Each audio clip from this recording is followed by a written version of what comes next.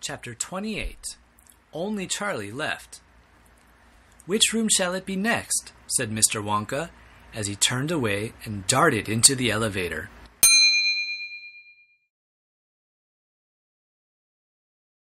"Come on, hurry up. We must get going. And how many children are there left now?" Little Charlie looked at Grandpa Joe, and Grandpa Joe looked back at Little Charlie. "But Mr. Wonka," Grandpa Joe called after him, There's only Charlie left now." Mr. Wonka swung around and stared at Charlie.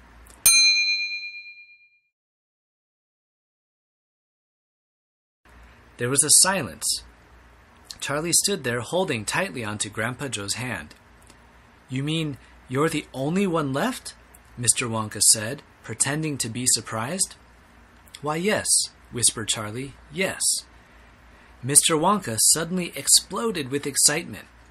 "But my dear boy," he cried out, "that means you've won." He rushed out of the elevator and started shaking Charlie's hand so furiously it nearly came off.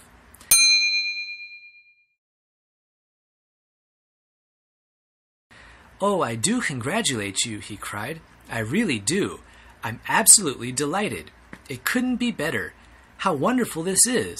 I had a hunch, you know, right from the beginning, that it was going to be you."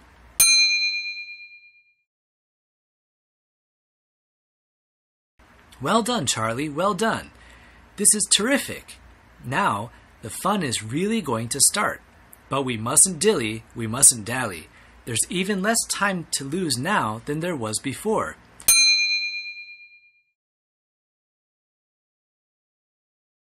We have an enormous number of things to do before the day is out. Just think of the arrangements that have to be made, and the people we have to fetch.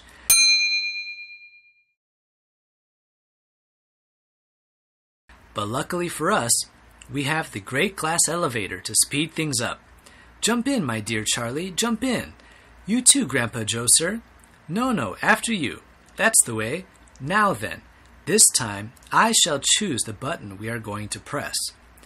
Mr. Wonka's bright, twinkling blue eyes rested for a moment on Charlie's face.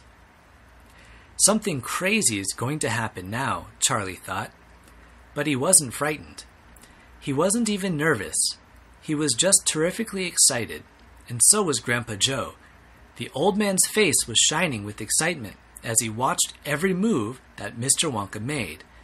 Mr. Wonka was reaching for a button high up on the glass ceiling of the elevator. Charlie and Grandpa Joe both craned their necks to read what it said on the little label beside the button.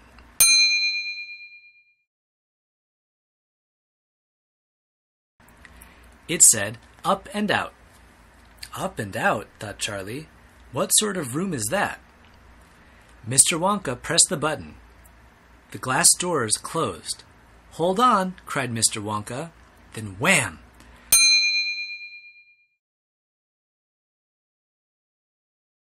The elevator shot straight up like a rocket.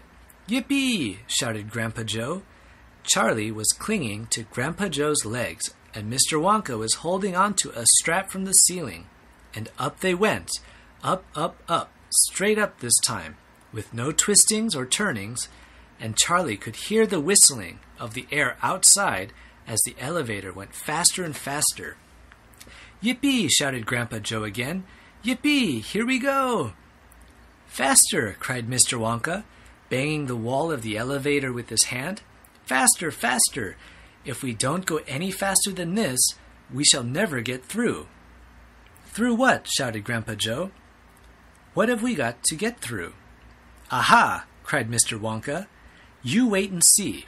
I've been longing to press this button for years, but I've never done it until now."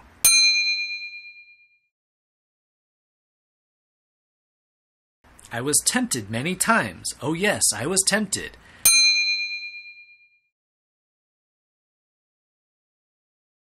But I couldn't bear the thought of making a great big hole in the roof of my factory. Here we go, boys, up and out." "But you don't mean," shouted Grandpa Joe, "you don't really mean that this elevator—" "Oh yes, I do," answered Mr. Wonka. "You wait and see. Up and out. But, it's made of glass, shouted Grandpa Joe. It'll break into 1,000,000 pieces. I suppose it might, said Mr. Wonka, cheerful as ever, but it's pretty thick glass all the same. The elevator rushed on, going up and up and up, faster and faster. Then suddenly, crash, and the most tremendous noise of splintering wood and broken tiles came from directly above their heads, and Grandpa Joe shouted, "Help! It's the end! We're done for!"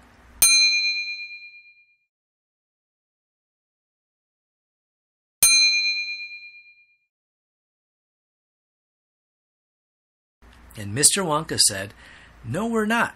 We're through. We're out." Sure enough, the elevator had shot right up through the roof of the factory and was now rising into the sky like a rocket, and the sunshine was pouring in through the glass roof. In 5 seconds, they were 1,000 feet up in the sky. "The elevator's gone mad," shouted Grandpa Joe. "Have no fear, my dear sir," said Mr. Wonka calmly, and he pressed another button. The elevator stopped. It stopped and hung in midair, hovering like a helicopter hovering over the factory and over the very town itself, which lay spread out below them like a picture postcard.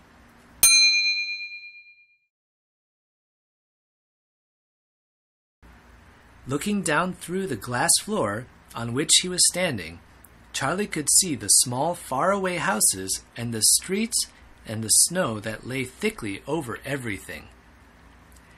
It was an eerie and frightening feeling to be standing on a clear glass high up in the sky.